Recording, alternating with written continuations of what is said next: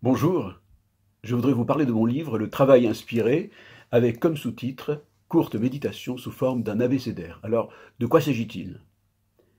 Il s'agit d'explorer dans ce livre 30 mots-clés, comme par exemple la confiance, la décision, le leadership, le management, la performance ou encore le service et bien d'autres choses. Comme vous pouvez le constater, ce sont des mots qui réfèrent à des expériences que chacun d'entre nous peut vivre à travers son activité professionnelle. Pour chaque mot, j'explore une problématique particulière, comme par exemple, quel est le secret de la confiance interpersonnelle?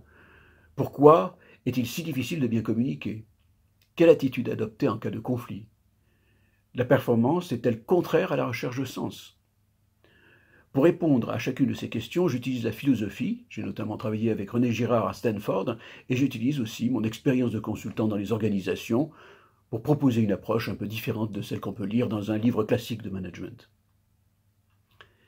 Mon propos est de faire de la philosophie accessible, jamais déconnectée de notre vie réelle au travail, s'appuyant sur des expériences concrètes dans lesquelles tout le monde peut se reconnaître. Un exemple. J'utilise dans mon chapitre sur la communication l'histoire de George racontée par Václavic. Elle met en scène le psychiatre américain Milton Erickson avec un malade qui ne sait dire qu'une seule chose: bonjour, je m'appelle George, et c'est tout. Comment diable Milton Erickson va-t-il réussir à redonner à George le sens du dialogue? Voilà la question posée. Et il est passionnant de voir comment Milton Erickson va s'y prendre et réussir. De cette histoire vraie, je tire un certain nombre d'enseignements qui intéresseront tous ceux qui ont compris que la communication est une activité finalement très difficile à maîtriser.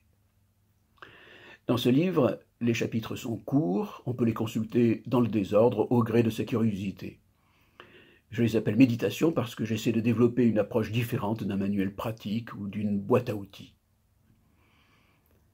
Mon intention est de proposer des perspectives qui sont une invitation au sens, parce que je crois que le travail n'est pas seulement un moyen de vivre, mais également un moyen de s'accomplir soi-même à travers une activité.